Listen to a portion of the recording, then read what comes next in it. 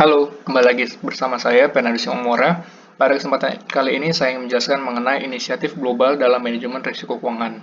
Nah, dalam pembahasan kali ini yang menjadi topik utama adalah bagaimana ekonomi global dalam menyikapi ataupun menanggapi kemungkinan-kemungkinan risiko yang ada. Mengenai risiko keuangan, tentu yang menjadi sorotan khusus adalah lembaga keuangan sendiri, karena lembaga keuangan ini adalah lembaga paling riskan yang terdampak dari risiko keuangan. Kenapa lembaga keuangan menjadi paling riskan?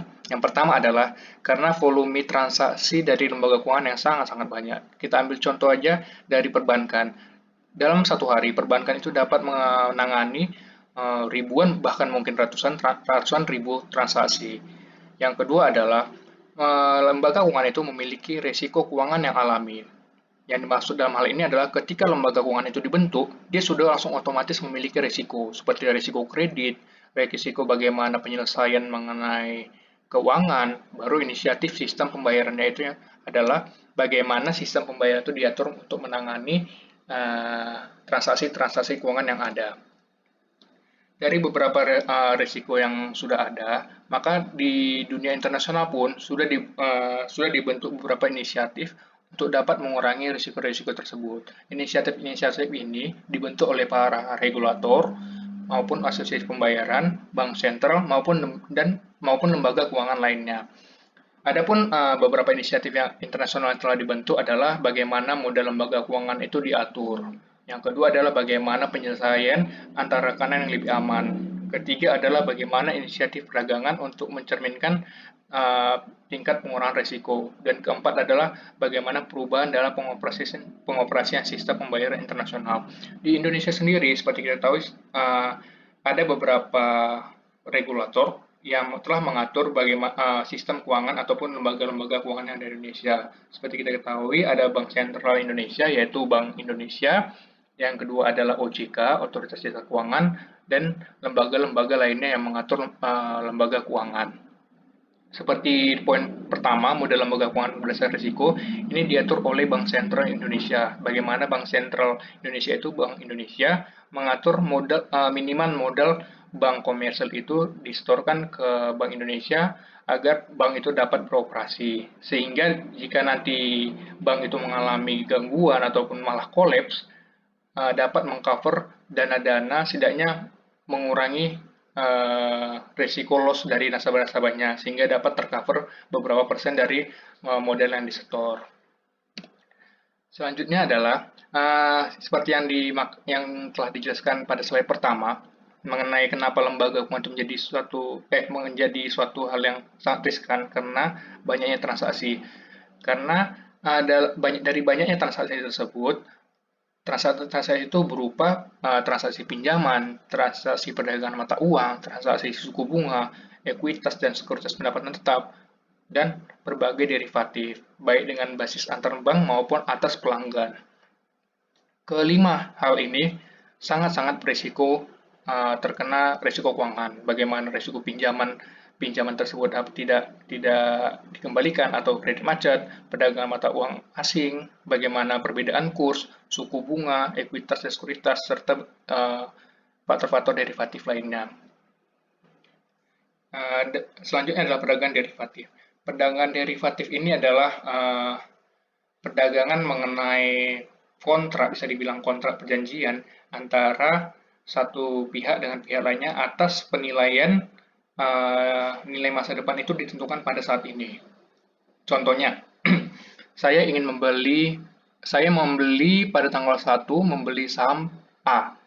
Saya membeli saham PTA itu seharga 10.000. Saya ingin menjualnya di tanggal 15. Namun saya memiliki kekhawatiran tanggal 15 saham tersebut bisa mengalami penurunan harga. Misalnya menjadi 8.000. Itu spekulasi saya.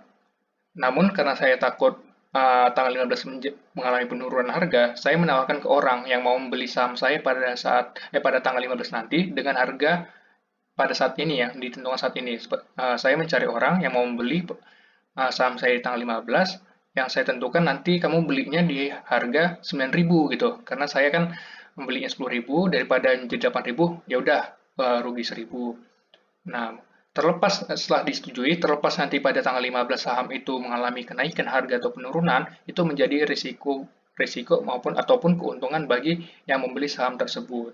Itu adalah perdagangan derivatif. Yang menarik dari perdagangan derivatif sendiri adalah perdagangan derivatif ini hampir tidak mengalami perlambatan transaksi atau perlambatan perdagangan karena terdapat suatu keadaan bila di suatu daerah mengalami perlambatan transaksi atau perlambatan pertumbuhan, di daerah lain pasti mengalami percepatan. Selanjutnya adalah risiko kredit. Risiko kredit adalah menjadi risiko yang paling umum dialami oleh lembaga-lembaga keuangan. Risiko bagaimana pinjaman tidak dapat dikembalikan karena kegagalan suatu perusahaan atau suatu bagian akan mengakibatkan keterlambatan lagi bagi pihak lainnya. Setelah tadi membahas bagaimana manajemen risiko untuk ekonomi secara internasional, menjadi penting bagi perusahaan untuk menentukan manajemen risikonya juga. Ruang lingkup dalam manajemen risiko perusahaan ini adalah bagaimana setiap organisasi itu dilibatkan ataupun bisa dikatakan setiap bagian dari perusahaan seperti keuangan, SDM, ataupun supply chain, produksi untuk menerima kemungkinan risiko yang akan mungkin terjadi sehingga nanti dari masukan-masukan ataupun pandangan setiap bagian itu dapat menghasilkan suatu keputusan untuk menghindari risiko-risiko keuangan. Tantangan yang dalam manajemen risiko perusahaan ini adalah untuk mengestimasi ataupun memperkirakan risiko, namun pada bagian tersebut belum ada manajemen risikonya. Namun dalam manajemen risiko perusahaan, bagian yang paling aman adalah bagian keuangan. Kenapa menjadi yang paling aman? Karena sudah banyak kajian-kajian ataupun pandangan dari ekonomi yang membahas mengenai lembaga keuangan atau bagian keuangan, sehingga dapat lebih terprediksi ataupun lebih tahu bagaimana menanggapinya. Berbeda dengan bagian-bagian lainnya yang masih belajar dari pengalaman-pengalaman karena masih sedikit kajian-kajian yang membahas bagian-bagian lainnya.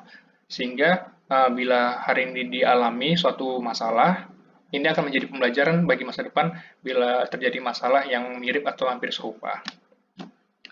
Setelah kita mengetahui bagaimana risiko-risiko yang terjadi, kita harus memikirkan bagaimana inisiatif penyelesaiannya. Dari lembaga-lembaga internasional sendiri, ekonomi secara internasional, terdapat beberapa inisiatif penyelesaian tentang risiko keuangan, yaitu adalah penyelesaian tertaut berkelanjutan atau Continuous Link Settlement. CLS sendiri merupakan suatu lembaga yang digunakan untuk menghilangkan risiko yang terkait dengan penyelesaian valuta asing. Kenapa dapat dikatakan seperti itu? Karena CLS ini dapat diartikan seperti third party yang menjamin transaksi di antara kedua perusahaan yang saling bertransaksi. Sehingga contohnya perusahaan A dan perusahaan B. Perusahaan A membeli barang perusahaan B. Ketika perusahaan B ingin mengirim barangnya, dia meyakinkan dulu agar perusahaan A menyetor dananya ke CLS ini.